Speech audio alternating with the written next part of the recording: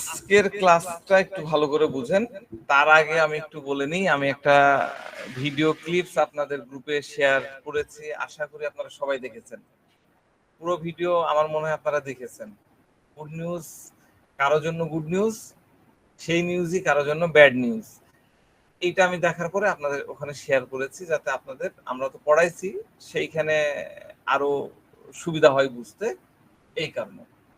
তো জেলসিমিয়াম একটা পেশেন্ট যখন আপনার কাছে আসছে, একদম পুরো জেলসিমিয়াম আমি যত কিছু পড়াচ্ছি সব নিয়ে আসবে তা কিন্তু না, পার্ট থাকে। আমরা জার্নিটা এই কারণেই পড়ি, একা মানে প্রেক্ষাপটে, এক এক সময়ের প্রেক্ষাপটে এক এক ধরনের অ্যাটিচিউড দেখা যায়, এক এক ধরনের কি বলবো প্রতিক্রিয়া, রেসপন্স এক এক ধরনের দেখা যায়। একটা পোর্শন নিয়ে, ছোট্ট একটা জায়গা নিয়ে জেলসিমিয়াম আপনার সামনে বড় একটা চিত্র দিতে পারে। হ্যাঁ, তো একটা কেস আমি আজকে শেয়ার করছি, আপনারা ভালো করে শুনেন। একটা ভদ্রলোক আসছিলেন, তার মাসখানেক থেকে প্রচন্ড মাথা ঘুরে, তার সাথে দুর্বলতা, সব ধরনের টেস্ট করেছে। মাথা ঘুরলে প্রথম কোন টেস্টটা দেয় ডাক্তার সাহেবরা, আমাদের অ্যালোপ্যাথি ডাক্তাররা? আমরা কি আইডিয়া করি মাথা ঘুরলে? ভার্টিগো। স্যার হয়তো সিটি স্ক্যান। সিটি স্ক্যান প্রথমে দেয় না, সিটি স্ক্যান আরো পরের লেভেলে। হ্যাঁ, মাথা ঘুরলে দেয় যে ইলেকট্রোলাইট ইমব্যালেন্স হলো কিনা, তাই না?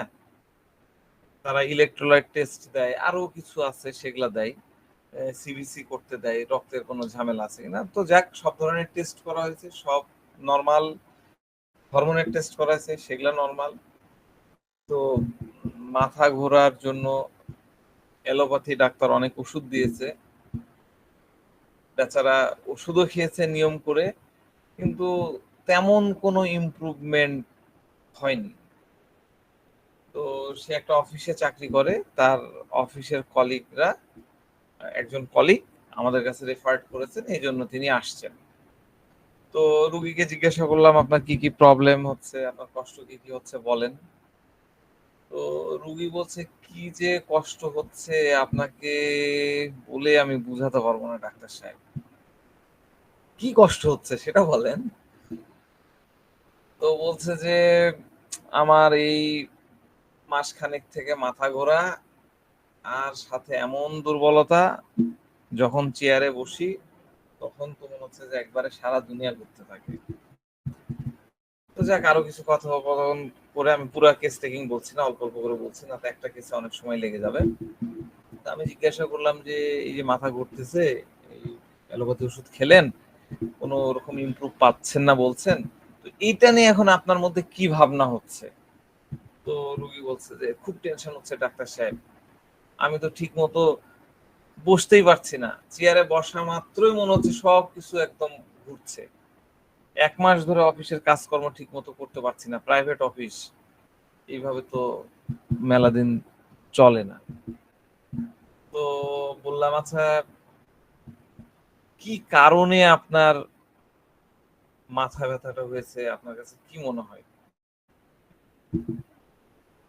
তো বললো যে আমি তো ভালোই ছিলাম ডাক্তার সাহেব, হঠাৎ করে মাথা ব্যথাটা শুরু হয়ে যায়।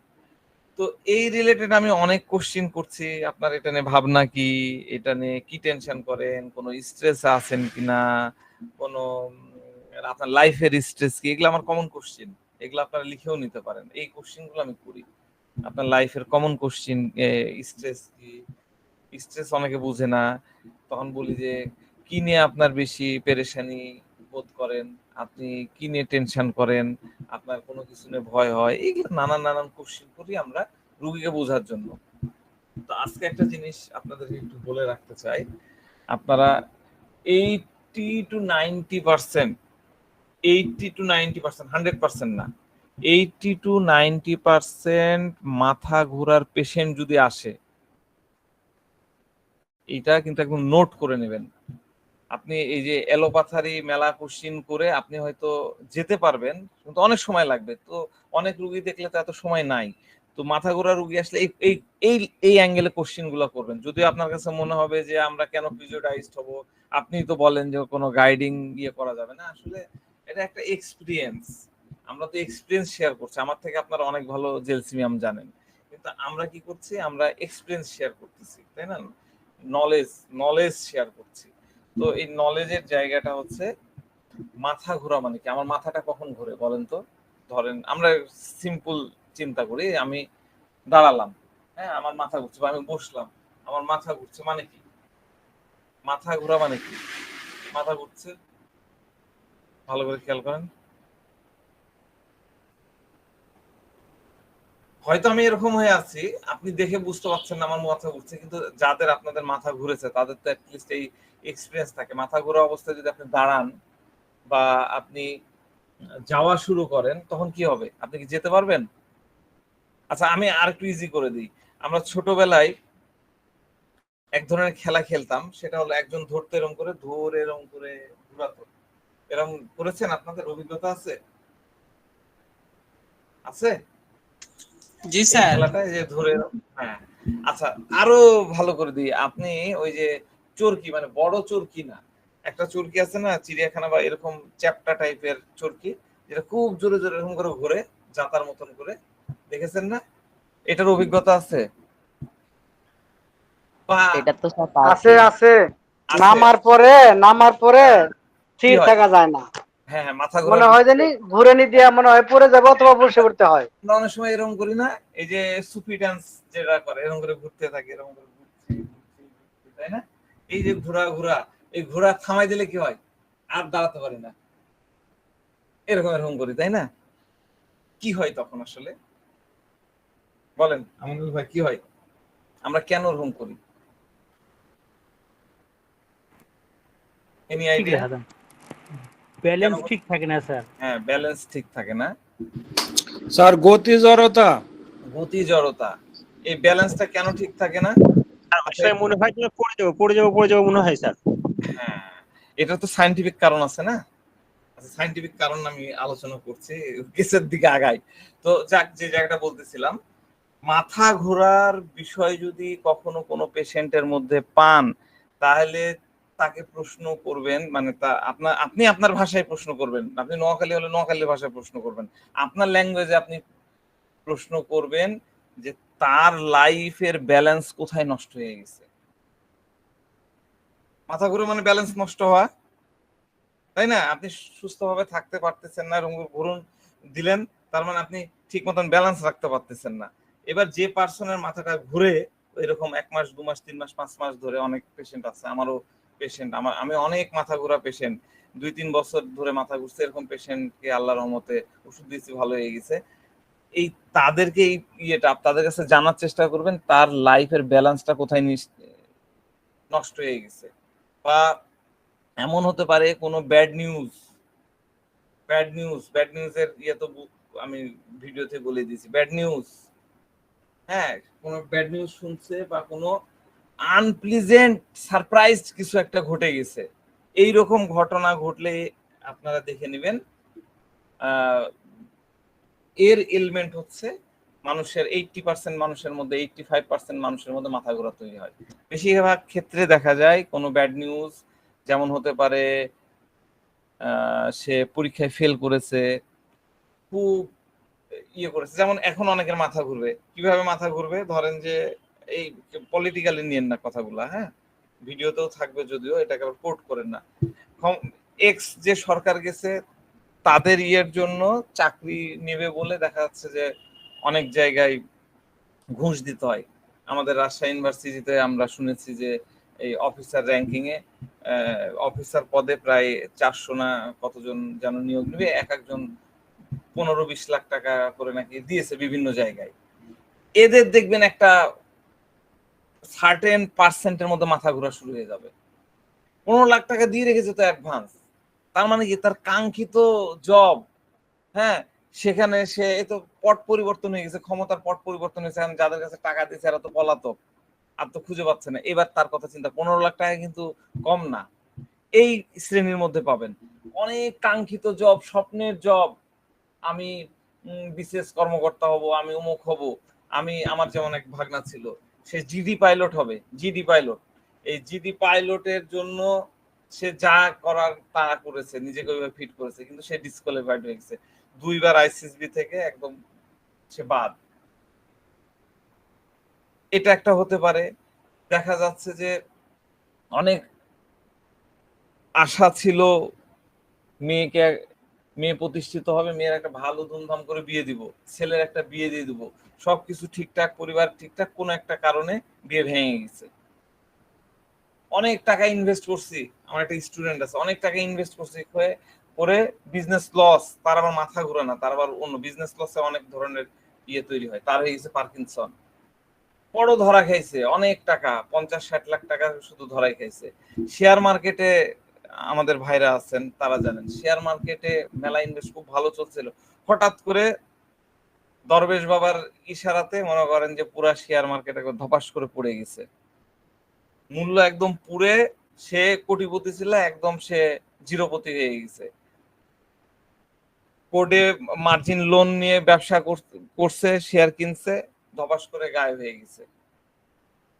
বা অনেকদিন ধরে তদবির করছে, তদবির করা জিনিস তার কপালে জুটছে না, ইনভেস্ট করা জিনিসে তার ইনভেস্টও গেছে, আমও গেছে, সালা দুটোই চলে গেছে।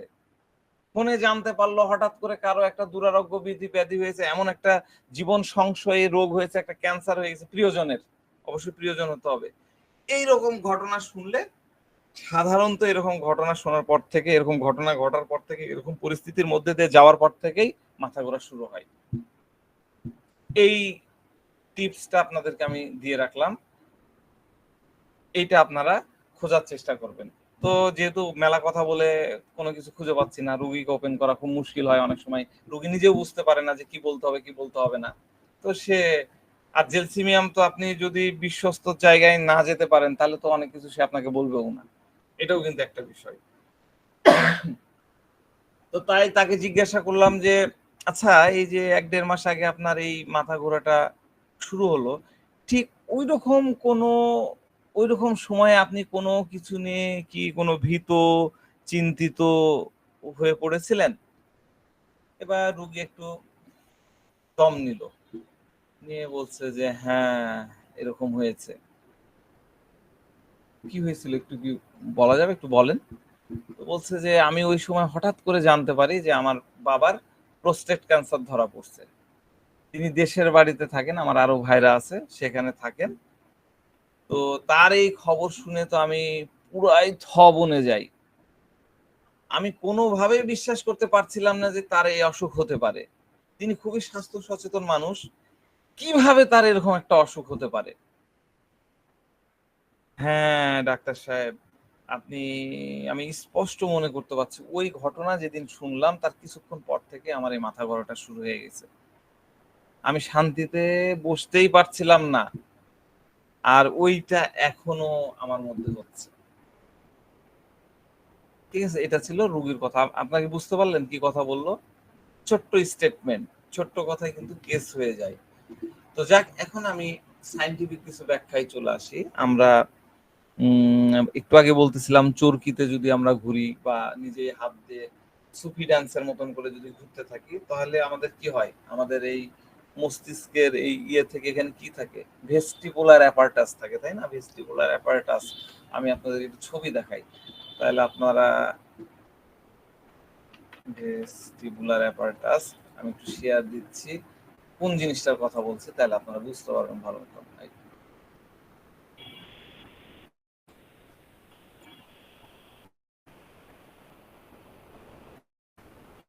এই দেখেন, এই যে কানের এই ইয়ে থেকে শুরু করে দেখেন এই পুরো অংশটাকে ভেস্টিবুলার অ্যাপারটাস বলে। আপনারা গুগলেও সার্চ দিয়ে একটু একটু একটু করে পড়ে থাকেন। এইটা কি করে? এইটা মূলত এই পুরা সিস্টেম অ্যাপারটাস, পুরা সিস্টেমটা হচ্ছে আমাদের শরীরের ভারসাম্য নিয়ন্ত্রণ করে।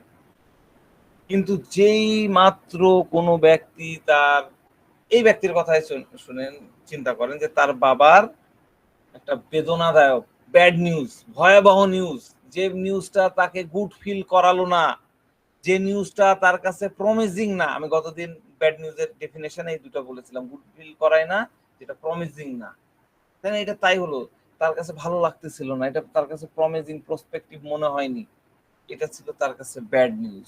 এই নিউজ ফোন দিয়ে শুনলো, কানের ফুটা দিয়ে ঢুকলো, ব্যাড নিউজ ভেস্টিবুলার অ্যাপারেটাসে গেল, যে তার পুরা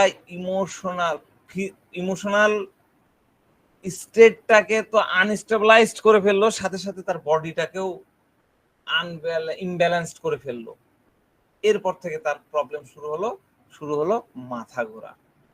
তার লাইফটা মনে হচ্ছে যে বাবার কথা শুনে একদম বনে গেল, মানে একবারে ছিন্ন ভিন্ন হয়ে পড়লো। মানে ব্যাড নিউজটা তাকে নাড়া দিল, তাই তো? তাহলে আমাদের রুব্রিক্স কি চলে আসবে? কি চলে আসবে বলেছিলাম? ailments from bad news. Ailments from bad news. আর কি আসবে? এলিমেন্ট ফ্রম, বাবার কথা শুনে একদম সে পুরা বনে গেল, shocked. Ailment from mental shock, ailment from mental shock, mental shock. আর কি হলো? সে তো একদম সারপ্রাইজ, আমার বাবা কি করে হতে পারে? সে তো একদম স্বাস্থ্য সচেতন পারসন, তার এইটা এটা হতেই পারে না, এটা একদমই হওয়া সম্ভব না। এটা হলো element from surprised, say surprised হয়ে গেল। তো এই বিষয়গুলা দিয়ে তাকে জেলসিমিয়াম 200 একটা ডোজ দেওয়া হলো, এবং মজার ব্যাপার হচ্ছে জেলসিমিয়াম খাওয়ার একদিনের মধ্যেই তার মাথা ঘোরাটা কমে গেল, এবং মোটামুটি 3 দিনের মধ্যে তার সম্পূর্ণ মাথা ঘোরাটা চলে গেল। তাই খুব ডিপ লেভেলে যাওয়ার দরকার নাই। ডিপ লেভেলে যেতে গেলে আপনাকে আরো কেস টেকিং করতে হবে। আপনি তো কজেশন পেয়ে গেলাম। ভারতে অনেক ডাক্তার আছেন যারা শুধুমাত্র এলমেন্ট খোঁজেন, এলমেন্ট দিয়ে চিকিৎসা করে ফেলেন। আমি সেদিন বলেছি এলমেন্ট মানে কিন্তু ডিজিজ না, এলমেন্ট মানে কিন্তু সিক না। আমি সেদিন বলেছিলাম, একটু আলোচনাও করেছিলাম, এলমেন্ট মানে হলো একটা জায়গা, একটা ঘটনা ঘটেছে, তারপর থেকে তার প্রতিক্রিয়া। ঠিক আছে? তো এটা ছিল আজকের ভিডিওর সাথে রিলেটেড একটা কেস। আমি কেসটা আপনাদেরকে শেয়ার করলাম। আপনারা এরকম অনেক কেস পাবেন, তখন আপনারা এটা চিন্তা করবেন। এবার আমি আরেকটা কেস বলছি। আজকে আমি কেসটা সম্পূর্ণ করতে পারবো কিনা জানি না, ব্যাখ্যা আমি যতখানি পারি আর কেস আলোচনা করতে করতে ব্যাখ্যা দিব। যদিও একটা রুব্রিক্স নিলেই কেসটা সলভ করে দেওয়া যায়, কিন্তু আপনারা যেহেতু শিখছেন, আমরা যেহেতু শিখতেছি, এই কারণে আমরা এটার একদম মানে কি বলবো, এ টু জেড আমরা এটার অ্যানালাইসিস করব। প্রত্যেকটা কথায় কথায় আমরা এটাকে কনভার্ট করব, ইমোশন গুলাকে আমরা রুব্রিক্সে কনভার্ট করব, এবং সেটার ব্যাখ্যা শিখে নতুন কিছু রুব্রিক্স শিখব। ঠিক আছে? তো এই পেশেন্টটার বয়স হলো মোটামুটি 32 মহিলা। পেশেন্ট আমার একদম ডাইরেক্ট স্টুডেন্ট, আমার কলেজের ইন্টার্নি ব্যাচের স্টুডেন্ট ছিল। গত সেশন তার আগের সেশনে, মানে এবার যারা চলছে তারা না, তাদের হয় 1 বছর আগে, না হলে তারা 1 বছর আগে, সম্ভবত গত বছরই আছে। যাক, তো পড়ালেখার পাশাপাশি সে রাজশাহী বিশ্ববিদ্যালয় থেকে মাস্টার্সও করছে, মানে সরি আমি ভুল বললাম, মানে সে মাস্টার্সের পাশাপাশি হোমিওপ্যাথি করছে, তার ওটা ছিল মেন। তো ডিএইচএমএস পরে করছে, 4র্থ বর্ষেও সে আমার বেশ কিছু ক্লাস করছে, আপনাদের সাথে অনলাইনেও কিছু 2-1টা ক্লাস করেছে। তো যারা হাউস ওয়াইফ তাদের জন্য আসলে আমাদের এই ক্লাসগুলো করাটা একটু কঠিন, ইচ্ছা থাকা সত্ত্বেও তারা করতে পারেন না। এই কারণে আমি ওই আপনাদেরকে বলেছিলাম যে সকালে করা যায় কিনা, বা অনেকেই ইয়েটা বলেছিলাম, আমরা ম্যাক্সিমামই যেহেতু সাড়া পাইনি, এই কারণে আমরা রাত্রেই রাখছি। তো তিনি আমার ট্রিটমেন্ট প্যাটার্ন, আমার ফিলোসফি সম্পর্কে তার মোটামুটি একটা আইডিয়া আছে, আমি কি টাইপের। আমার ধরেন যে কলেজে তো আরো কলিগ আছে, মেডিকেল অফিসার আছে, তাদের সাথে সে আমাকে একটা ডিফারেন্সিয়েট করতে পারে। একটা মাস্টার্স করা স্টুডেন্ট রাজশাহী ইউনিভার্সিটি থেকে, ডেফিনেটলি তার ইন্টেলেকচুয়ালিটি ডেফিনেটলি অনেক হাই, অবশ্যই হাই। তো তার ওই আইডিয়াটা আমার সম্পর্কে আছে। স্টুডেন্ট থাকা অবস্থায় কখনোই তিনি কোনো বিষয় নিয়ে আমার সাথে কথা বলেনি, কখনোই বলেনি। অনেক স্টুডেন্ট এসে আমাকে বিভিন্ন সময় বিভিন্ন প্রশ্ন করে, তাদের সমস্যার কথা বলে, প্যারেন্টসদের কথা বলে, আত্মীয় স্বজনের কথা বলে, কিন্তু তিনি কখনোই আমার আমার কাছ থেকে একটা সাজেশন নেন, সে জাস্ট ক্লাস করছে, কোনো ইন্টারাকশনও নাই। আমি তো কোশ্চিন করি ক্লাসের মধ্যে, ভেবে প্রশ্ন করি, কোনো ইন্টারাকশন নাই। তো যাক, এবার সে যখন আমার কাছে ট্রিটমেন্ট নিতে আসলো, তখন তাকে দেখে অনেক বেশি এক্সাইটেড মনে হচ্ছিল, অনেক বেশি এক্সাইটেড। হ্যাঁ, সে বলছে যে স্যার, আমি আপনার যতগুলা ক্লাস পেয়েছি, আমি প্রত্যেকটা ক্লাস আমি মুগ্ধ মুগ্ধ হয়েছি, প্রত্যেকটা ক্লাসে এক কথায় আমি একদম একদম সেই লেভেলে স্যাটিসফাইড, আমি মুগ্ধ। হোমিওপ্যাথি যে এত সূক্ষ্মভাবে বুঝতে হয় আমি কখনোই জানতে পারিনি। আপনি যেভাবে মেডিসিন পড়ান, রুব্রিক্সের ব্যাখ্যা দেন, আমি রীতিমতো বিস্মিত কিভাবে এই এগুলো করতে পারেন। আমি জাস্ট তার কথাগুলাই আমি বলতেছি, মানে আমি এখানে আমার মতামত বলছি না। তো বলছে স্যার, আমি আজকে আপনার কাছে আমার নিজের ট্রিটমেন্টের জন্য আসছি এবং আমি খুবই আশাবাদী যে আপনার কাছ থেকে আমার উপকার হবেই। আজ সত্য কথা, আপনার সাথে আপনার সামনে বসতে পারে, আপনার সাথে কথা বলে আমার আমি খুব প্লিজড, আমার খুব প্রশান্তি, আমার মনটা খুব প্রসন্ন মনে হচ্ছে। তো এই ধরনের কথাবার্তা আমি কিন্তু ব্যাখ্যাও করে যাচ্ছি, কেন রুগী এই টাইপের এক্সপ্রেশন করে, এই টাইপের এক্সপ্রেশন থেকে আমরা কি কি রুব্রিক্স চিন্তা করতে পারি, ছোট ছোট সেগমেন্ট করে করে আমি আলোচনাটা এবার করতে চাই।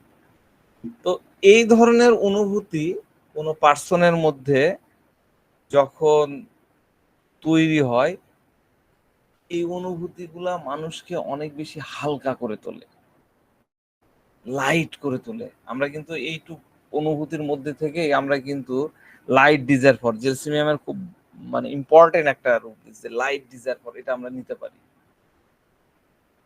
ঠিক আছে, মানে আমি কেমন, আমার সাথে কথা বলে সে কিরকম হবে, এটা নিয়ে সে খুব এক্সাইটেড ছিল। এবার সে যখন আমার কাছে কথা বলল, স্যারের সাথে কথা বলতে পারছি, এই যে একটা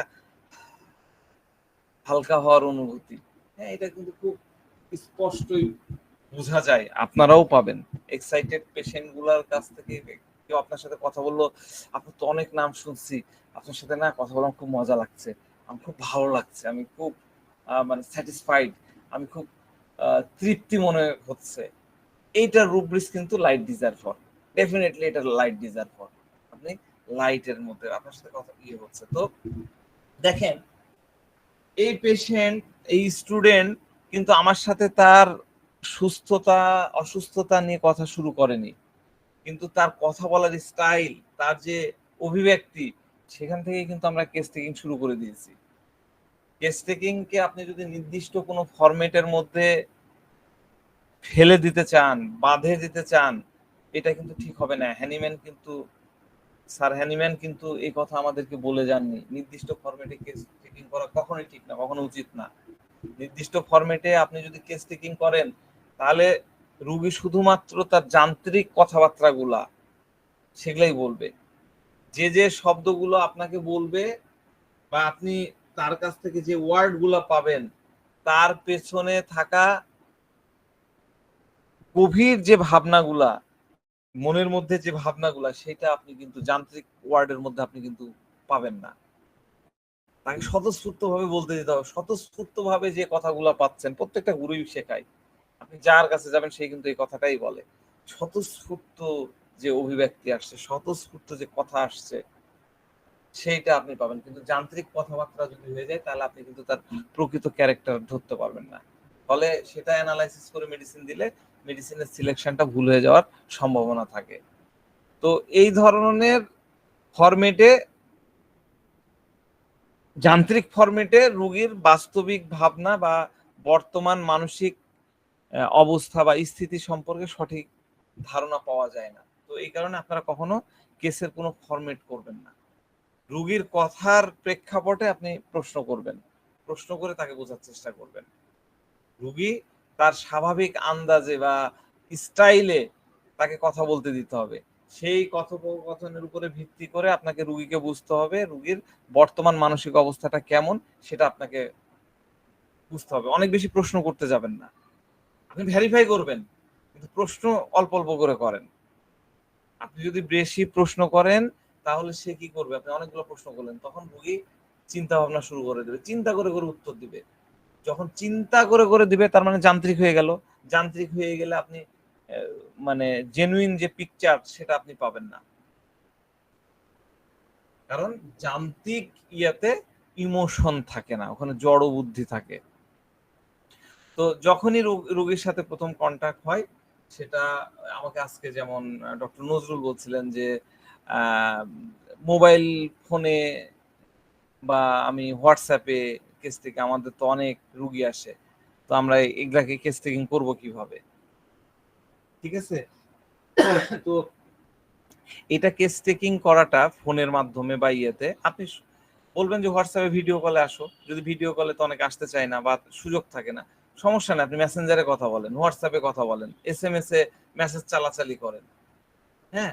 কিন্তু দেখবেন আপনি যদি মানে লেম্যান হয়ে তার সামনে থাকেন, তাহলে দেখবেন যে ওই যখন প্রথম মেসেজ দিল, প্রথম যে কন্ট্রাক্টটা হলো, সেখান থেকেই আপনার কেস টেকিং শুরু হয়ে যাবে। আপনার কেস টেকিং এর নির্দিষ্ট কোনো ফরম্যাট নাই, যারা ফরম্যাটের মধ্যে দেয়, ফরম্যাট করে, সেটা কিন্তু একদম হ্যানিম্যানিয়ান পদ্ধতি না। হ্যানিম্যান বলে গেছে, আপনি অ্যাফোরিজম গুলো পড়েন, সেখানে সে ব্যাখ্যা দেওয়া আছে। তো যাক, লেখা শুরু করছে, কিভাবে লিখতেছে, পয়েন্ট করে লিখতেছে কিনা, এই ইয়েতেও কিন্তু আমরা ধরে নিতে পারি। তো ফোনে যখন কথা বলতেছে, রুগীর কথা, কি কথা বলতেছে, কোন স্টাইলে কথা বলতেছে, সেখান থেকেও কিন্তু কেস টেকিং শুরু করা যায়। আমরা সামনে, আপনি খালি মনে করেন যে রুগী আপনার সামনে বসে আছে, আপনি ফিল করেন রুগী আপনার সামনে বসে আছে, কিন্তু ফোনে আপনার সামনের চেয়ারে বসে আছে, কিন্তু হয়তো রুগী ফোনে কথা বলতেছে, আপনি তাকে অনুভব করেন যে সে আপনার সামনে বসে আছে। এইভাবে আপনি কেস টেকিং করেন, তাহলে দেখবেন যে কোনো প্রবলেম হচ্ছে না। রুগী আমাদের সামনে বসে অনেক সময় কথা বলতে চায় না, আমরাও ফেল হয়ে যাই, তখন তার ব্যবস্থা আছে। তখন আমাদের সবসময় হাতে অপশন রাখতে হবে ABC, এতে কাজ না হলে বিতে যেতে হবে, বিতে কাজ না হলে সিতে যেতে হবে। সেটা নিয়ে আমরা পরবর্তীতে আলোচনা করব। তো এটা হলো বিষয়।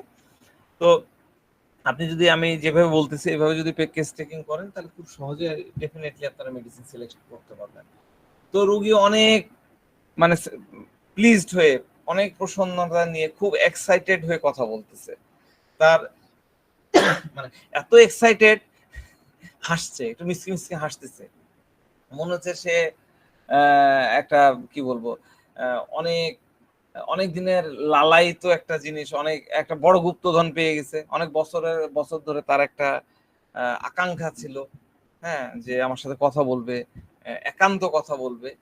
এইটা, এই ইয়াটা হচ্ছে মানে তার মনে হচ্ছে পূরণ হয়েছে। হয়ে গেলে হয় কি, আপনি যখন কোনো কিছু চাচ্ছেন, আপনি পেয়ে গেলেন, তখন কি হয়, এক ধরনের প্রসন্নতা চোখে মুখে ফুটে ওঠে, একটা হাসি হাসি ফেস থাকে, সেম ওই ফেস। তাহলে এই ভাবনাটা হলো লাইট ডিজার্ভার, আমি আপনাদেরকে আগেই বললাম। তাহলে লাইটের কতগুলো অর্থ হয়ে গেল, তাই না?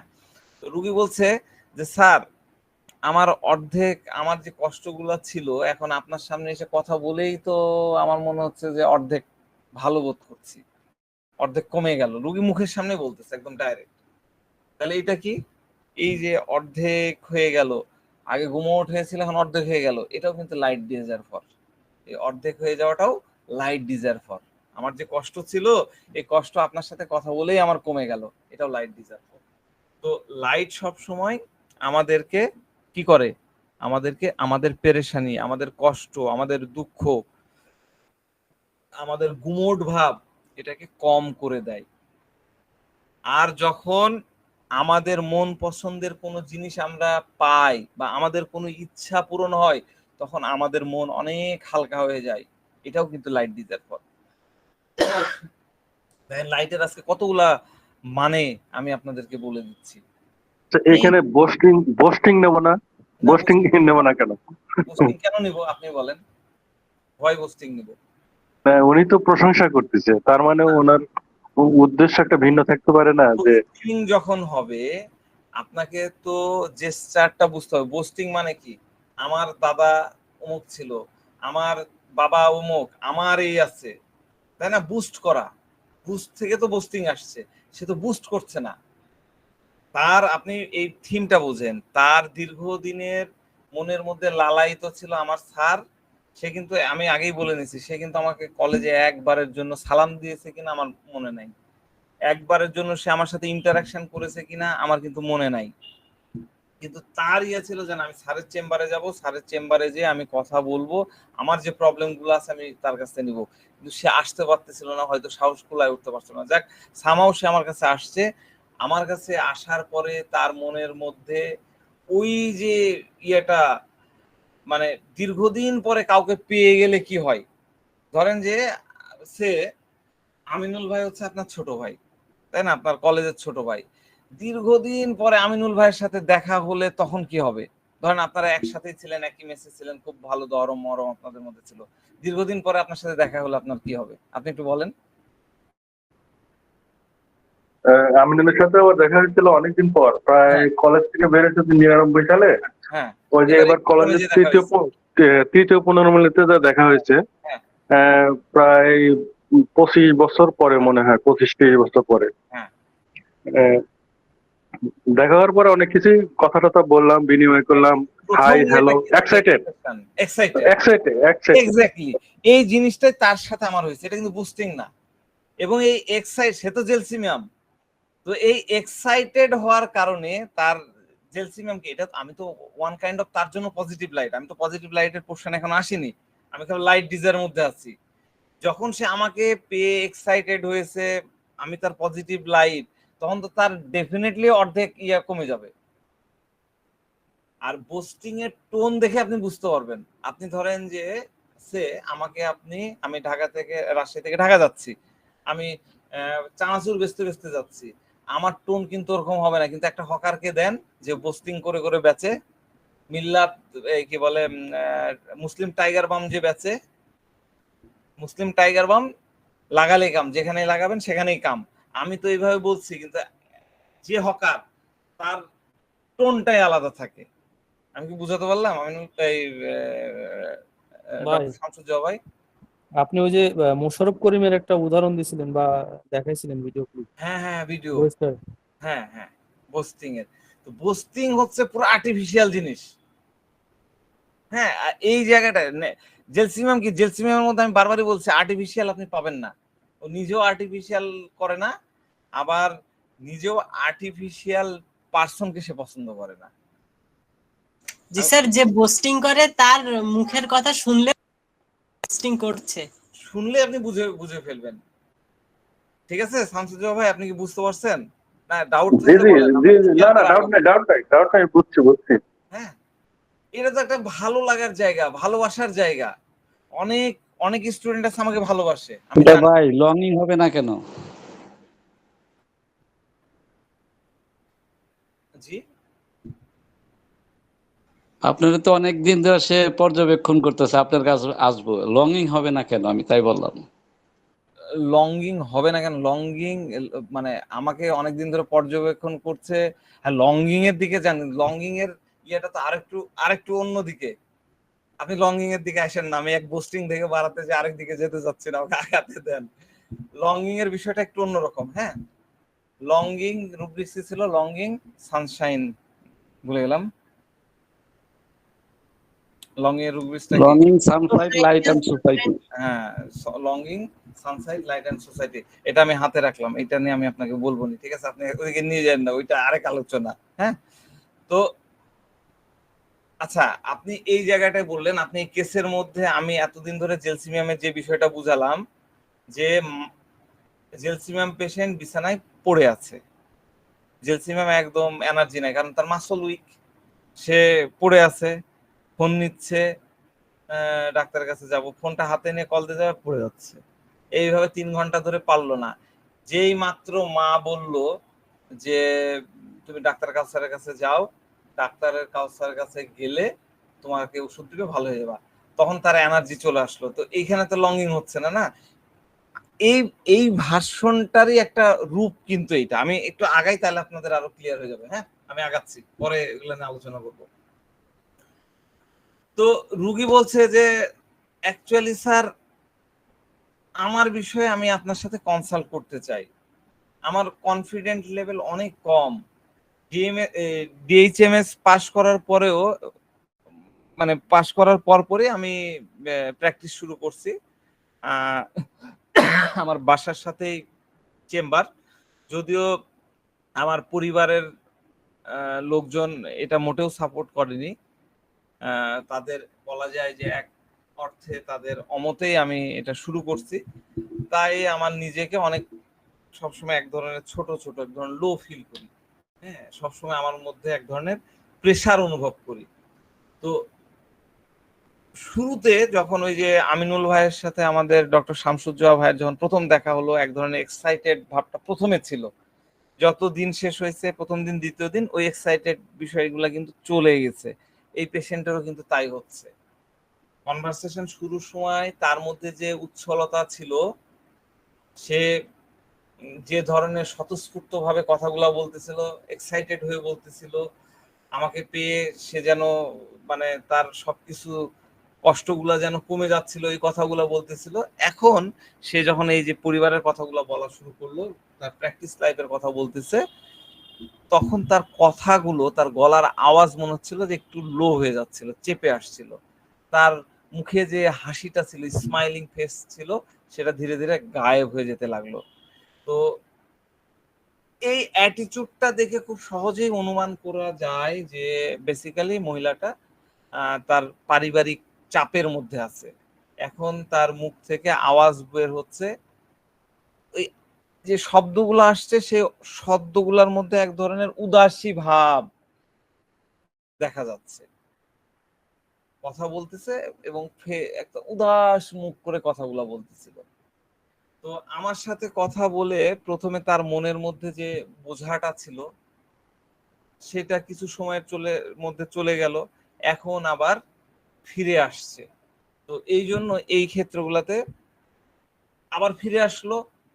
একটা সময় প্রথম কথা বলল, উদাসী ভাব বলেন, বোঝাটা চলে গেল, আবার ফিরে আসলো। এই জন্য এই জায়গাটাকেও কিন্তু লাইট ডিজায়ার ফর নেওয়া যায়, কথা না বলেও ভাব ধরে আমরা এটা নিতে পারি।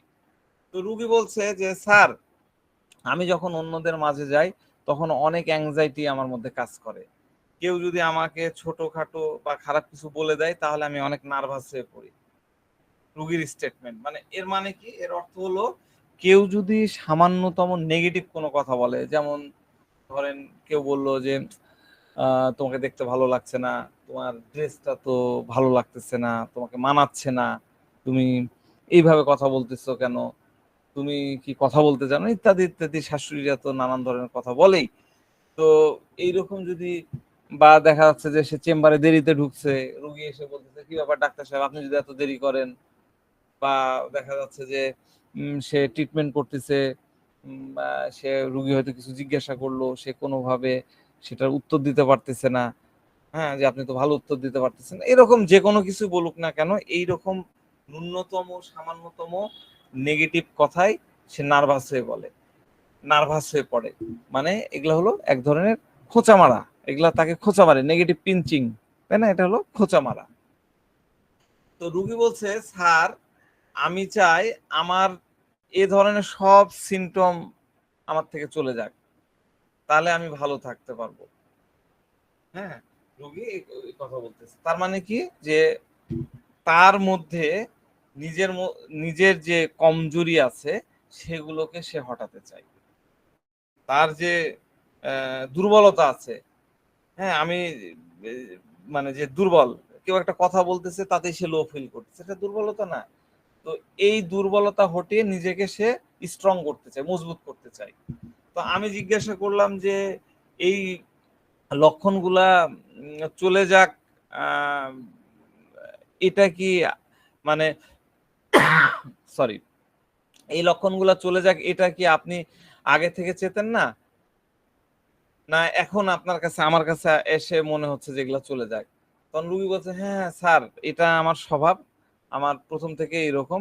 আমার কাছে মনে হয় আমার মধ্যে কনফিডেন্স আছে, কিন্তু হঠাৎ হঠাৎ সে কনফিডেন্স গুলা চলে যায়। আমি খুব কনফিডেন্স নিয়ে বসে আছি, মানে রুগী এভাবে বুঝাচ্ছে যে আমি খুব কনফিডেন্স নিয়ে বসে আছি, কিন্তু একটা পেশেন্ট এসে একটা কথা বলে দিল, আমার একদম কনফিডেন্স ব্রেকডাউন হয়ে যায়। ঠিক আছে, আমি একদম মানে ছোট ছোট হয়ে যায়। এখান থেকে কি চিন্তা করা যেতে পারে? আমরা যদি রুব্রিক্স চিন্তা করি, এই কথাটাকে যদি রুব্রিক্সে কনভার্ট করি তাহলে কি হতে পারে? Any idea? Anyone? Any idea? Ruby বলছে যে আমার কাছে মনে হয় আমার যে কনফিডেন্স আছে কিন্তু হঠাৎ হঠাৎ করে এই কনফিডেন্স চলে যায়। আমি কিন্তু একটু ঘুরাই ঘুরে রুব্রিক্স গুলা আপনাদেরকে এবার ইয়ে করবো, একদম কথায় কথায় না, একটু ঘুরাই ঘুরে, একটু চিন্তা করে করে করতে হবে। Self control losing. Control losing, হ্যাঁ ঠিক আছে, কন্ট্রোল লসিং। কিন্তু এই যে ধরেন আমিনুল ভাই, আমি আপনাকে আপনার প্রফেশন নিয়ে, ধরেন ডাক্তারি নিয়ে অথবা আপনার শেয়ার বিজনেস নিয়ে 2-4টা কথা বললাম, বড় বড় কথা বললাম সবার মধ্যে, তখন আপনার মধ্যে কি হবে? আপনার মধ্যে কি প্রতিক্রিয়া হবে? আপনি আমাকে কিন্তু কিছু বলতে পারতেছেন না, আমি আপনার স্যার বা আমি আপনার ডাক্তার সাহেব, তখন আপনার মধ্যে কি ফিলিংসটা আসবে? আপনি নিজেকে দিয়ে চিন্তা করেন। তখন আসবে যে না এত কিছু বোঝে না কিন্তু ভাব বেশি লইতেছে, না সেটা তো না জানি না জানি কিছু বুঝে এরকম। হ্যাঁ, আপনি কি কাঁচুমুচু হয়ে যাবেন না? হ্যাঁ একটু ইতস্তত ফিল করবেন, এম্বারাসমেন্ট। হ্যাঁ, এই যে এবার চলে আসছেন, এবার এটা হলো এম্বারাসমেন্ট। দেখেছেন এম্বারাসমেন্টকে আমরা কিভাবে ইউজ করতে পারি? হ্যাঁ, ফ্লাটারিং আলাদা জিনিস। ফ্লাটারিং এর তৈলামর্দন যে আপনার সাথে তৈলামর্দন করবে, ফ্লাটার্ড করবে, সেটার ভাবনাটাই আলাদা হবে। এই মেয়েটার যাবতীয় অ্যাটিটিউড একদম ন্যাচারাল। আমি কেস টেকিং করি, আমি তো পুরো ইয়ের মধ্যে গেলাম। আমার মনে হয় আজকের পড়ানোর সিস্টেমটা আমার ভুল হচ্ছে। আপনাদেরকে আগে কেস বলতে হতো, তারপরে আমি যদি ব্যাখ্যা করতাম, আমি সময় বাঁচানোর জন্য এই কাজটা করতেছিলাম, ব্যাখ্যা করতাম, তাহলে মনে হয় আপনারা আর এগুলা বলতে পারতেন না। তা আমি ধীরে ধীরে আগাই, তাহলে বুঝতে পারবেন। তো আমিনুল ভাই যেটা বললেন, এই যে হঠাৎ করে তার মধ্যে লো ফিল হয়ে যাওয়া, তার মধ্যে কনফিডেন্সের ঘাটতি হয়ে যাওয়া, হঠাৎ করে কনফিডেন্স চলে যাওয়া, এইটা হলো এলিমেন্ট ফ্রম এম্বারাসমেন্ট। রুব্রিক্স হলো element from embarrassment. Element from embarrassment কি আমি সেদিন বলছিলাম? এম্বারাসমেন্ট কি? What is embarrassment? এম্বারাসমেন্টে দেখা যায় এম্বারাসমেন্টের একটা উপলব্ধি। আপনি এম্বারাসমেন্ট কি হবে? আপনি যখন এলিমেন্ট ফ্রম এম্বারাসমেন্ট, এটা কিন্তু রুগী একটা কথা বললো, সেখান থেকে নেওয়ার থেকে বরং এম্বারাসমেন্টটা উপলব্ধি করতে হয়। এম্বারাসমেন্ট রুগীর চোখে মুখে দেখা যায়। এম্বারাসমেন্টের ডিকশনারি অর্থ হচ্ছে লজ্জা, শরম, সংকোচ, বিব্রতকর অবস্থা। এটা হলো ডিকশনারি মিনিং। এম্বারাসমেন্টকে যদি এক কথায় আমরা বলি, এক কথায় এটা লিখে নেন, এইটা কোনো ডিকশনারিতে পাবেন না, কোনো বইয়ে পাবেন না। এইটা হলো, এইভাবে বলা যায়, ব্যক্তির মধ্যে নেগেটিভ সেলফ কনসাসনেসই হলো এম্বারাসমেন্ট। ব্যক্তির মধ্যে নেগেটিভ সেলফ কনসাসনেসই হলো এম্বারাসমেন্ট। এটা লিখে নেন। এম্বারাসমেন্টের মূল কথা এটা, এক লাইনে। ধরেন একজন স্পিকার একটা স্টেজে উঠছে, হল ভর্তি লোক, সে খুব প্যাশনেটলি, একদম প্যাশনেটলি সে লেকচার দিচ্ছে, 1 ঘন্টা ধরে ধুমায় লেকচার দিচ্ছে, দর্শকরা এখন করে তাকায় আছে, বক্তা এদিক যায়, দর্শকরা এদিক ঘুরে, বক্তা ওদিক যায়, দর্শক এদিক ঘুরে, মানে এতটা চান করে ফেলেছে। এবার এই করতে করতে 1 ঘন্টা পার করে দিয়েছে, একদম ধুমায় ফাটায় দিয়েছে, বলে না, ফাটায় বক্তব্য দিচ্ছে। এবার তার একটা অ্যাসিস্ট্যান্ট এসে, স্যার এক্সকিউজ মি স্যার, একটু সাইডে নিয়ে গিয়ে কানে কানে বলছে যে, স্যার আপনার না পোস্ট অফিস খোলা। পোস্ট অফিস খোলা মানে বুঝেন তো, আপনারা বুঝবেন কিনা, তার প্যান্টের চেনটা খোলা। সিচুয়েশনটা একটু কল্পনা করেন, অবস্থাটা একটু বোঝেন, তার চেহারাটা একটু কল্পনা করেন। এই ব্যক্তি কি করলো, স্টেজের কোনায় যে ক্যাচ করে চেনটা লাগাই নিল, নিয়ে এর পরবর্তীতে সে যতবারই স্টেজে ওঠে কম পক্ষে 3 বার তার চেনটা ধরে চেক করে, হাত দিয়ে চেক করে। এটাই হলো এম্বারাসমেন্টের ইম্প্যাক্ট। এটা কিন্তু শরম না, লজ্জা না। এই পরে যতবার স্টেজে যায় এটা তো ফেয়ার অডিয়েলও আসে। হ্যাঁ, ফেয়ার অর্ডেল তো আসতেই পারে। ওটা যদি ভয়াবহ অভিজ্ঞতা থাকে তাহলে তো ফেয়ার অর্ডেল আসতেই পারে। ঠিক আছে, ফেয়ার অর্ডেল তো থাক, মানে জেলসিমের একটা বিল্ডিং ক্যারেক্টার। তো এইটা হলো এম্বারেসমেন্ট। সেম মানে লজ্জা শরম, এইটা হচ্ছে মোরালের সাথে আসে। কিভাবে তুমি এই কাজটা করতে পারলা, আই সেম অন ইউ। হ্যাঁ, আর এম্বারেসমেন্ট হচ্ছে ছোট ছোট অস্বস্তি, যতক্ষণ পর্যন্ত সেটা পাবলিকের সামনে ভিজিবল হলো না ততক্ষণ সে কমফোর্টেবল থাকতেছে। এবার যখন ব্যক্তির কাছে মনে হয় যে পাবলিকের সামনে চলে আসছে তার সেই দুর্বলতা বা সেই ইয়েটা, সেটা তখন তাকে এম্বারেস করে। আর টিমিডিটি কি? টিমিডিটি মানে হচ্ছে সংকোচ, কিছুক্ষণ থাকলো তারপরে সেটা কেটে গেল। আমরা দেখি না বাচ্চারা এসে ওপেন হচ্ছে না, ওপেন আপ হচ্ছে না, হতে সময় দিচ্ছে, আবার যখন ওপেন আপ হয়ে গেল তখন ঠিক হয়ে গেল। আর টিমিডিটি ব্যাশফুল হচ্ছে একটা নেচার, এটা বেসিক সব জায়গায় থাকে। আর এম্বারেসমেন্ট হচ্ছে এলমেন্টের সাথে থাকে, একটা ঘটনা ঘটবে, একটা জিনিস তৈরি হবে, ওই কারণে ওইটা হলো, তারপর থেকে আপনি এম্বারেসমেন্ট হচ্ছে। ঠিক আছে, এম্বারেসমেন্টের বিষয়টা এরকম। এম্বারেসমেন্টের ডিকশনারি মিনিং কি দেওয়া আছে আমি এর আগে বলেছিলাম, feeling or cause to feel unease and self-conscious, unease and self-conscious আমি লিখে দিলাম, feeling or cause to feel unease and self-conscious। ঠিক আছে, তো এই ব্যক্তি যখন অন্যের সামনে আসে তখন তার মধ্যে এই ভাবনা তৈরি হয় যে, ধরেন কোনো ব্যক্তির মুখের মধ্যে একটা দাগ হয়ে গেছে, ব্রণ হলে খুটলালে কালো একটা ডার্ক সার্কেল হয়ে যায়, এরকম ডার্ক সার্কেল হয়ে গেছে। এটা যখন তার ইয়েতে হয় তখন তার মধ্যে আছে যে মনে হয় যে এই সবাই তো আমার এটাতে আমার দিকে তাকায় আছে, আমার ব্রণের দিকে তাকায় আছে, আমার এই শার্টের এখানে একটু তরকারি ভরে আছে এই দিকে তাকায় আছে। এই এম্বারাসমেন্টে যারা থাকে তাদের এরকম মনে হয়, এই আমি পাতলা সাতলা, আমার হাতগুলো চিকন চিকন, দেখেন আমারও কিন্তু একটা এম্বারাসমেন্ট আছে, আমি কোনো গেঞ্জি পরি না, আমি এরকম হাত ইয়ে করি, আমার হাতগুলো চিকন চিকন, আমার কাছে এটা এম্বারাসমেন্ট মনে হয়।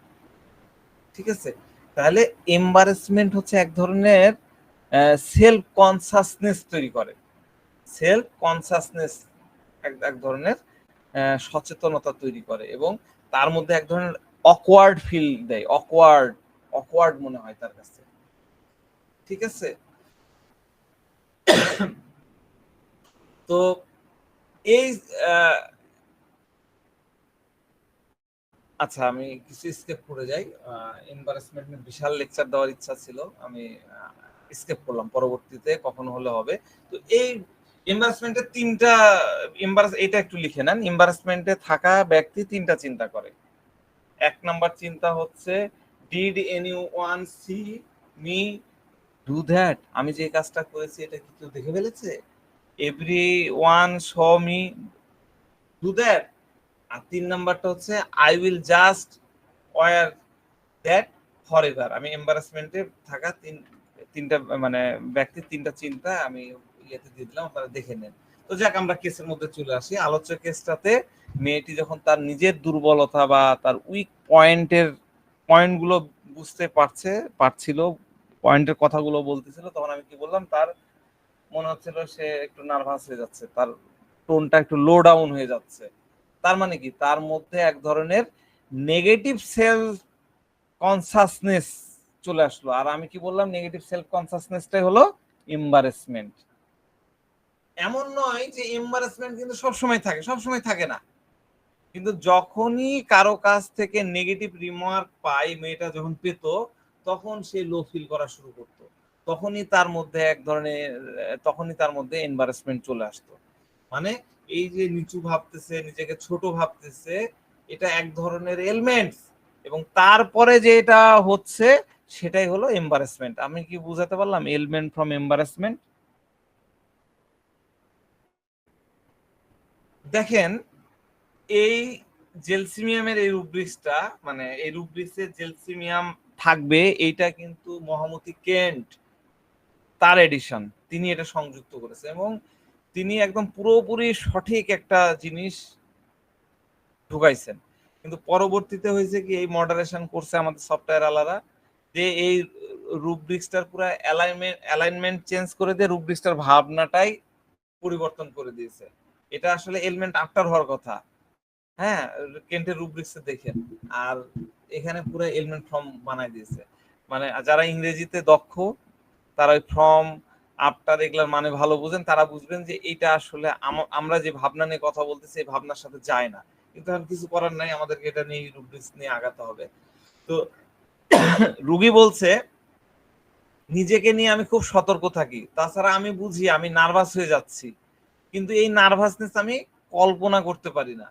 তার মানে কি, নার্ভাসনেসটা হলো নেগেটিভ, তার মানে নেগেটিভ অ্যাওয়ারনেস ওয়ান সেলফ, এটা হলো এম্বারাসমেন্ট। তাহলে এই স্টেটমেন্টের মধ্যেও কিন্তু সে এম্বারাসমেন্ট দিয়ে দিল। মজার ব্যাপার হচ্ছে কি, আমরা তো রুব্রিক্স একটা কথা নিয়ে ওটাতে রুব্রিক্স বানায় ফেলি, কিন্তু যখন সেই রুব্রিক্সটা নেওয়া উচিত আমাদের, যেটা বারবার স্টেটমেন্টে, রুগীর স্টেটমেন্টে বারবার ওই রুব্রিক্স গুলো আসতে থাকে, সেটাকে আপনারা নিবেন, দেখবেন যে ভুল হওয়ার চান্স নাই। কিন্তু একবার বললো যে লাইট ডিজার পর, আপনি লাইট ডিজার পর নিয়ে নিলেন, তা না। আর এই রুগীর ক্ষেত্রে দেখেন সে কিন্তু বারবার লাইট ডিজার পর, লাইট ডিজার পর বলতেছে। অলরেডি দুবার সে এম্বারাসমেন্টের দিল, আরো সামনের দিকে আগালে দেখবেন যে আরো এম্বারাসমেন্ট নিয়ে কথা বলতেছে। তো রুগী বলছে যে মাঝে মধ্যে আমি ভাবি আমি কেন নার্ভাস হই। আমি বললাম আপনি জানেন যে আপনি নার্ভাস হচ্ছেন, তো নিজেকে কন্ট্রোল করতে পারছেন না নাকি? তো বলছে জি স্যার, জি স্যার, আমার মনে হয় যে লোকজন আমাকে অবজার্ভ করছে বা আমি হয়তো প্রপার দেখাচ্ছি না। এটা এক ধরনের স্টুপিডি খেয়াল আমার মাথার মধ্যে আসে। স্যার, আমার বাসার যে সিচুয়েশন হয়েছে, আপনি জানেন যে আমাদের সমাজে মেয়েদের অনেক রেস্ট্রিকশন। এবার কথা বলতে বলতে মহিলা একটু আগে তো এম্বারেস ছিল, এবার তো সে পুরা লাজুক হয়ে পড়লো, অনেক লজ্জা পাচ্ছিল। এবং লজ্জা পাওয়ার কারণটা হচ্ছে যে তার পরিবারের কথা এখন সে বলবে, এই পরিবারের কথা বলার, পরিবারের কথা সামনে চলে আসছে এটা ভেবে সে লজ্জা পাচ্ছে। এখন আপনি বলবেন যে সে কেন করছে, কারণ সে জানেই যে যেহেতু স্টুডেন্ট, সে জানে যে আমার সাথে কথা বলতে গেলে এগুলাই গুরুত্ব পায়, এই কারণে সে তার পরিবারের সব কথাগুলো আমাকে খুলে খুলে বলতেছিল। তো যাক, সে কি বলছে, সে বলছে যে আমার শ্বশুর বাড়ির লোকজন ততটা এডুকেটেড না, হ্যাঁ, সেরকম শিক্ষিত না, এই জন্য আমার উপরে তেমন কোনো চাপ নাই, আমি মাস্টার্স কমপ্লিট করেছি, আমার কোনো চাপ নাই। তাছাড়া আমার মনে হয় যে আমি পড়ালেখা করেছি, তাদের জন্য আমার কিছু করার আছে, আমারও তাদের সহযোগিতা করা উচিত। কিন্তু স্যার, আমার নিজের কনফিডেন্সটা খুবই কম, এটা আমার মনে হয় আমার খুবই কম। আমি বললাম যে আপনি কম বলছেন কেন, আপনি কি রুগীদের ঠিক মতন ট্রিটমেন্ট করতে পারছেন না? তখন রুগী বলছে, হ্যাঁ স্যার, আসলেই তাই, আমার কাছে মনে হচ্ছে যে আমি ঠিকভাবে ট্রিটমেন্ট করতে পারছি না, আমার আরো চেম্বারে সময় দেওয়া উচিত। কিন্তু চেম্বার থেকে মানে চেম্বারে বসাটাই আমার জন্য মনে হচ্ছে এখন কষ্টকর হয়ে গেছে। তো স্যার, আমি বাসায় যখন থাকি না, তখন অনেক আমার প্রেশার চলে আসে। শ্বশুর, আমার গৃহস্থ ফ্যামিলি, শ্বশুর শাশুড়ি গৃহস্থ, কিন্তু হয় কি, তারা তো ওইভাবে নেয় না, আমাকে বাড়ির কাজগুলা করতে হয়, বা বাড়ির কাজ শেষ করে এসে আমাকে চেম্বারে বসতে হয়। তো তাদের আমি দেখা যাচ্ছে যে কোনোদিন দু একটা কাজ না করে চেম্বারে আসলাম, তখন তারা কিছু এমন আচরণ করে যে আচরণগুলো আসলে আমাকে খুব কষ্ট দেয়। তো এই কথাগুলো বলতে যে সে এক ধরনের একটা হাসি, মানে একটা হাসি দিয়ে তার এই, মানে সে যে একটা কথাগুলো বলতে লজ্জা পাচ্ছে, মানে এম্বারেসড হচ্ছে, শরম পাচ্ছে, সেটা সে হাসি দিয়ে, আমরা নেকটা মিউরের ক্ষেত্রে দেখেছিলাম, হাসি দিয়ে সেটাকে হাইড করার চেষ্টা করতেছিল। যখন নেগেটিভ কথা আসছে তখন সে হাসি দিচ্ছে, হাসি দিয়ে সেটাকে লুকানোর চেষ্টা করছে। মানে তার কাছে মনে হচ্ছে যে সে খারাপ কথাগুলো বলতেছে, এটাতে তার এম্বারেস হচ্ছে, এবং এই এম্বারেসমেন্টের প্রভাবটা যাতে তার উপরে না পড়ে এই কারণে সে হাসিটা দিচ্ছে। তো রুগী বলছে, স্যার, তাদের স্বভাব কিছুটা এরকমই, মানে তাদের স্বভাব নিয়ে আমি কিছুই বুঝতে পারি না। অ্যাকচুয়ালি স্যার, শুরুর দিকে আমার অনেক বেশি কষ্ট হচ্ছিল, যখন তারা কিছুই মানে যখন তারা কিছু বলতো, বিশেষ করে আমার শাশুড়ি, হ্যাঁ, আমাকে অনেক কথা শোনাতো বিয়ের পরপরই। তো তো তখন আমি কিছু বলতে পারতাম না, নিজেকে এক্সপ্রেস করতে পারতাম না। তো দেখেন, এই এইরকম একটা সিচুয়েশন আমরা বেসিক্যালি সিপিয়াতে পড়েছিলাম। সিপিয়াতে আমরা দেখেছিলাম যে আমাদের সমাজ ব্যবস্থায় এটা একদমই খুব কমন, মেয়েদের জন্য খুবই কষ্টদায়ক, খুবই বেদনাদায়ক পরিস্থিতি। হ্যাঁ, তো বেসিক্যালি আমরা আমাদের মেয়েদেরকে ওইভাবে প্রিপেয়ার্ড করতে পারি না। আমরা বাবা মারাই কিন্তু এই ইয়ের জন্য দায়ী। আমরা মেয়েদেরকে প্রথম থেকেই ইয়ে করছি, তোমার স্বামীর ঘর করে খাইতে হবে, আমাদের ডায়লগ। শ্বশুর বাড়িতে খারাপ কথা বললেও তোমাকে সহ্য করতে হবে, এই ট্রেনিং কিন্তু মেয়েদের জন্ম থেকেই দেওয়া হয়। এবং যে কোনো পরিস্থিতিতে তাকে জীবন যাপন করতে হবে, মানিয়ে নিতে হবে, সেটাই শিক্ষা দেওয়া। কিন্তু এটা তো হওয়া উচিত না। তার তো একটা আত্মসম্মান আছে, প্রত্যেকটা মানুষের একটা আত্মসম্মান আছে। আমরা কি করি? আমরা বলি কন্যা দান করেছি, আমরা বলি না কন্যা দান করেছি। তো শ্বশুর বাড়ি, শ্বশুর বাড়ি ওটা নিজের বাড়ি না, এইরকম ভাবনা আমরা কিন্তু ঢুকাই দিই। আমরা মেয়েদেরকে ছোট থেকেই কিন্তু যখন তৈরি করি, অনেক দুর্বল করে তৈরি করি, একলা বানাই ফেলি, নিঃসঙ্গ বানাই ফেলি। তো বাচ্চাদেরকে আসলে ওইভাবে তৈরি করা উচিত না। আর এইরকম ফ্যামিলিতে যদি, এখন বিয়ের আগে তো বোঝা যায় না, এইরকম পরিস্থিতিতে যদি কোনো মেয়েরা পড়ে, তাহলে বাবা মার উচিত তাকে সাপোর্ট দেওয়া, তার পাশে দাঁড়ানো। কিন্তু আমরা ম্যাক্সিমাম, আমি নিজেও আমার বোনের সমস্যা হলে আমিও নিজেও পাশে দাঁড়াই না। আমরা মনে করি যে না, শ্বশুর বাড়ি তার বাড়ি, সে ওখানেই থাকবে। কিন্তু তারও তো একটা স্পেস আছে। তো এই জায়গাগুলা কিন্তু অনেক বেশি চলতে থাকলে, অনেক বেশি ডোমিনেশন চলতে থাকলে কিন্তু স্ট্যাফেসিগ্রিয়া, সিপিয়া, ক্যালিকার্প এগুলো তৈরি হয়ে যায়, ব্যাম্বুসা। হ্যাঁ, তো এগুলো আমাদেরকে খেয়াল রাখতে হবে। যাক, আলোচনা অন্যদিকে চলে যাচ্ছে, আমি আগাই। তো আমি তাকে বললাম যে আপনার যখন অনেক কষ্ট হয় তখন আপনি কি করতেন বা কি করেন? তো মহিলা বলছে, স্যার আমি শুধু কান্না করতাম, আড়ালে যে কাঁদতাম, আমি কিছু বলতে পারতাম না। দেখেন পালসে ঢিলা শেপ চলে আসছে না, খালি কাঁদতাম। কিন্তু বিষয়টা তা না, হোয়াই কাঁদতো, হোয়াইয়ের অ্যান্সারটা আপনাকে নিতে হবে। তো 2-3 দিন আমার একদম মুড আপসেট থাকতো, আমি কিচ্ছু ভালো লাগতো না, অন্য কারোর সাথে কথা বলতে ইচ্ছা হতো না। তো বাবা বাড়ি থেকে যখন শ্বশুর বাড়িতে যাই, তারপর থেকে আমি নিজেকে অনেক বেশি প্রেশারাইজড মনে করতাম। মানে মহিলা বলছে যে বউ শাশুড়ির মধ্যে যা কিছু ছোটখাটো লেগে থাকে এগুলো আমার মধ্যে চলতো। শাশুড়ি সারাদিন বলতো, তুমি এটা করনি, ওটা করনি, এইভাবে রান্না করছো, সবজি কেন কাটুনি, এটা কেন ধোওনি, হ্যাঁ এই জিনিস কেন এখানে রাখছো, এটা কেন গোছায় রাখছো না, এই কথা কেন বলতেছো, এরকম ইত্যাদি ইত্যাদি নানান কথা বলতো। স্যার আমি আপনাকে কি আর বলবো, আমি বুঝতে পারছি না এই কথাগুলা আপনাকে বলা উচিত হচ্ছে কি উচিত হচ্ছে না। কিন্তু স্যার তাদের ব্যবহার আমাকে, আমার মোটেই পছন্দ ছিল না। আমার মায়ের বাড়িতে সবাই এডুকেটেড, আমরা ভাই বোন, আমার বাবা মা সবাই এডুকেটেড। আমরা সবাই খুব প্র্যাকটিক্যাল চিন্তা করি, মানে করি। আমরা ইমোশনাল চিন্তা কম হয়। কিন্তু আমার শ্বশুর বাড়িতে একদম উল্টা, এরা বেশি ইমোশনাল চিন্তা করে আর প্র্যাকটিক্যালের একটু বালাই নাই। এখন এই দুই পরিস্থিতির মধ্যে আমি বুঝতে পারছি না আমি কি করব। মানে আমি কিরকম আচরণ করব, আমি প্রত্যেকটা বিষয়ে ইমোশনালি অনেক বেশি আপসেট হয়ে পড়তাম। কারোর সাথে আমার কথা বলতে আমি পারতাম না। এখানে শ্বশুর বাড়িতে আমার আর কেউ নাই। হ্যাঁ, শ্বশুর বাড়িতে আমার মনের কথা শেয়ার করার মতন আমি কাউকে পাইনি। আর আমি বেসিক্যালি এমনিতেই কম বন্ধু বানাই, বলতে পারেন আমি অনেকটা রিজার্ভ টাইপের মানুষ।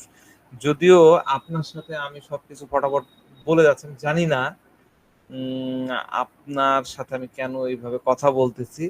তবে আমার মনে হচ্ছে যে আপনি আমার কথা বুঝতে পারছেন। আপনার সাথে কথা বলে আমার, আমি এক ধরনের প্রশান্তি অনুভব করছি, এই বলে সে একটু হেসে দিল। মানে আমার সাথে কথা বলে তার কাছে যেন মনে হচ্ছে যে সে মনের মতন কাউকে পেয়েছে, যে তার কথা শুনছে, কিছু করতে পারুক আর না পারুক তার কথাটা শুনতেছে। তার মানে তার মনের মধ্যে যে একটা বোঝা ছিল, এই যে এতগুলা কথা, তার তো বান্ধবী নাই বা শ্বশুর বাড়িতে কথা বলার মতন কেউ নাই, কিন্তু আমাকে সে এই যে বোঝাটা, এই বোঝাটা আমার সাথে কথা বলে সে একটা যখন ঢেলে দিল, এবার সে একটা প্রশান্তি অনুভব করতেছে। তাহলে এটাও হলো একটা লাইট ডিজায়ার ফর, এটাও লাইট। বুঝতে পারছেন? তো প্রত্যেকটা শব্দকে এভাবে ভাবনায় বদলানো যায়। তো এইভাবে বদলাতে গেলে আমরা কিন্তু ব্যক্তির পার্সোনালিটি বুঝতে পারি। হ্যাঁ, তো এই মহিলাটাও এরকম ভাবছে। তো মহিলাটা অনেক সময় ধরে এমন একজন ব্যক্তিকে খুঁজছিল যে তার মনের কথাগুলো তার সাথে মানে যার সাথে তার মনের কথাগুলো শেয়ার করতে পারে। হ্যাঁ, শেয়ার দীর্ঘদিন ধরে শেয়ার করতে না পারে তার মনের মধ্যে মনে হচ্ছে একটা বোঝা তৈরি হয়ে গেছে। এখন আমি আজ তার কথা শুনছি এবং সাথে সাথে শুধু শুনছি না, তাকে বোঝার চেষ্টা করছি। আমার কনসেন্ট্রেশন তার দিকে।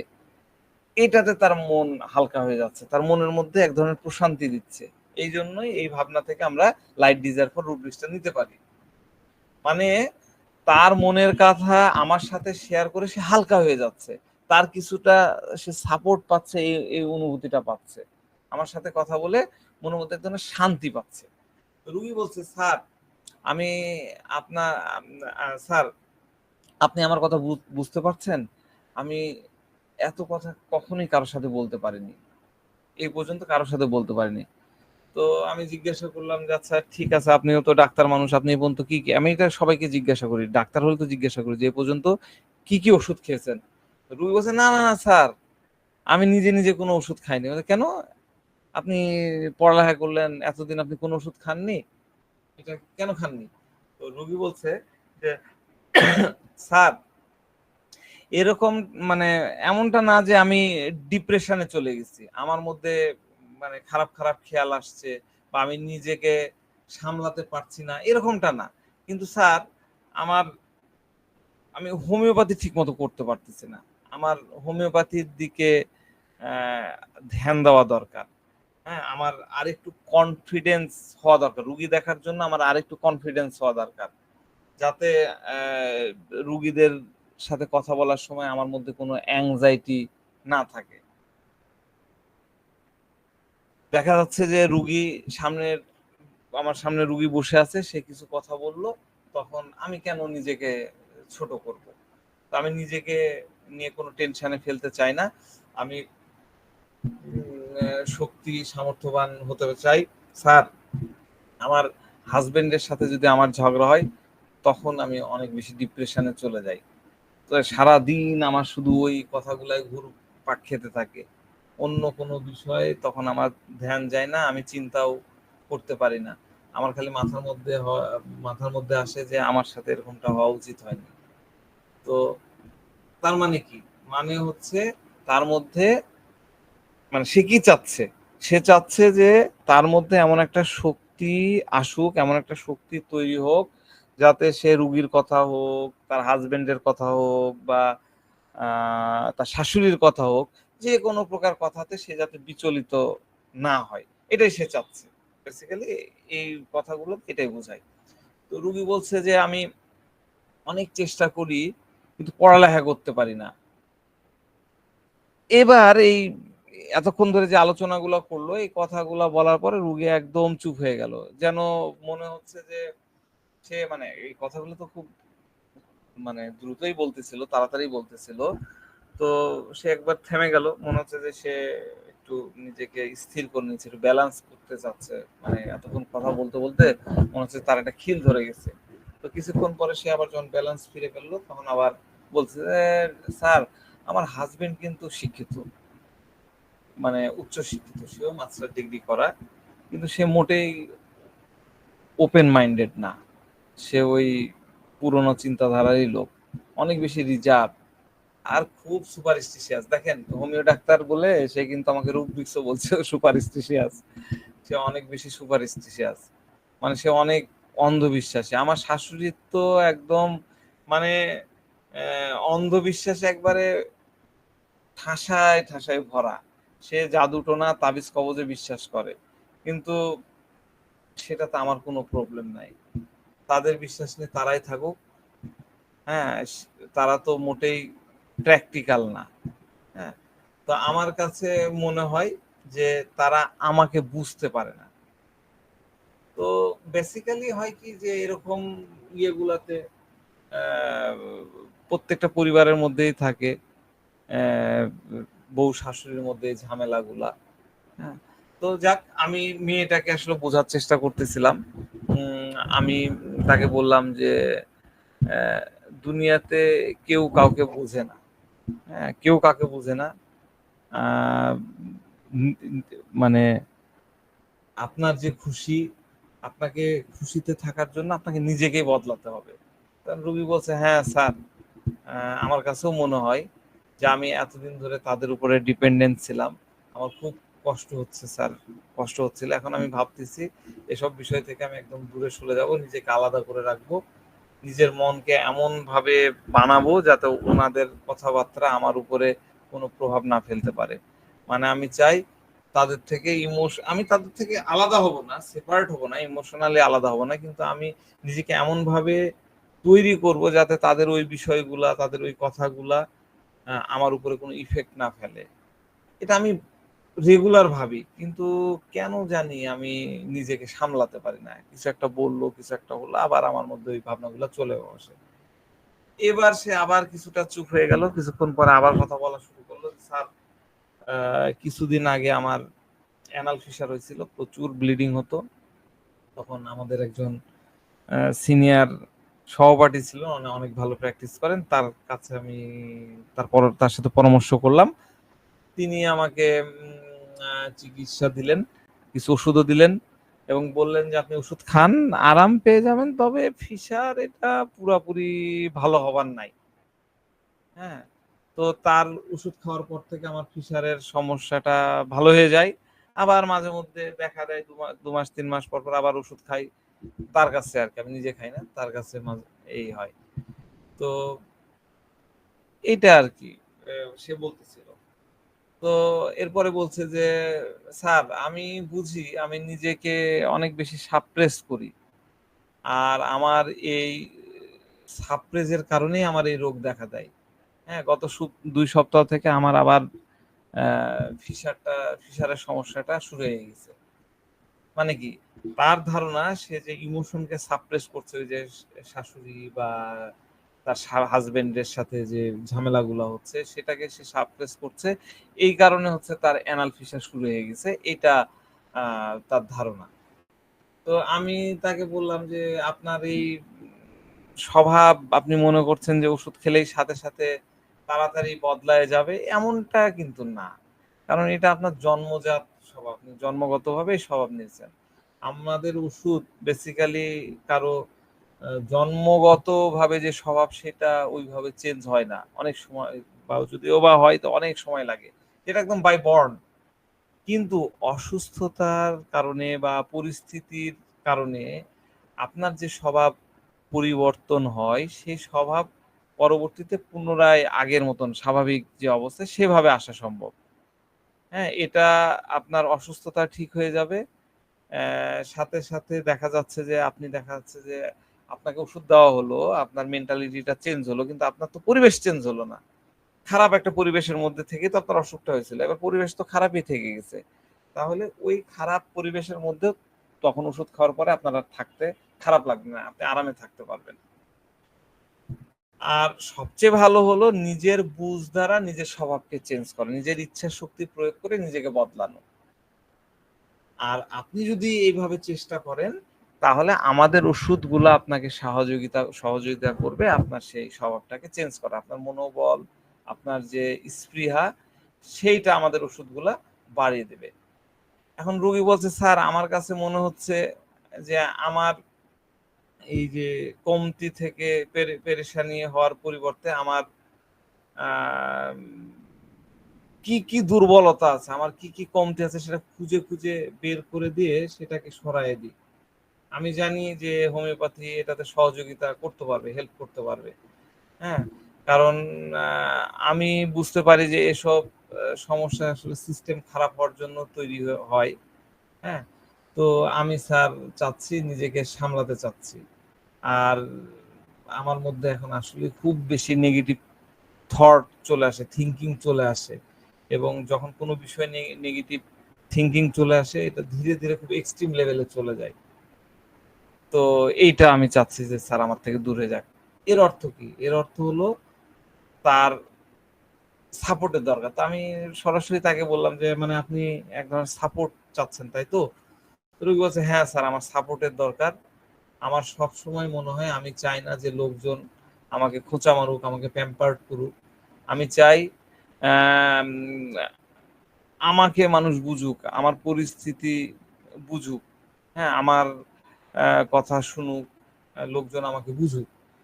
তো আমি কারো কাছ থেকে কোনো নেগেটিভ জিনিস আসলে নিতে পারি না।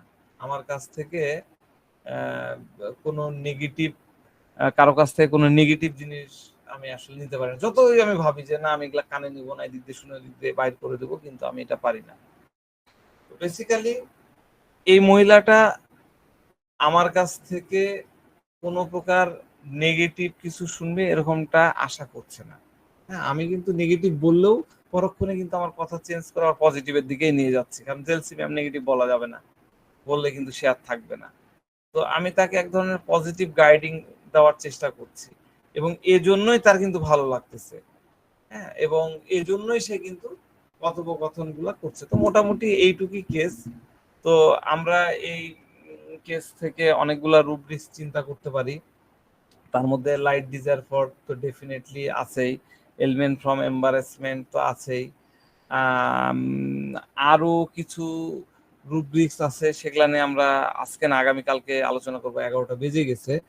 তার মধ্যে একটু খালি বলে নিতে চাই, আপনারা যদি রাজন সংকরণের জেলসিমিয়াম পড়েন তাহলে রাজন সংকরণের দুটো খুব সুন্দর কথা লেখা আছে। এই কথাতে আমি আমার শেষ করবো, সেটা হলো cleansing to the source of light.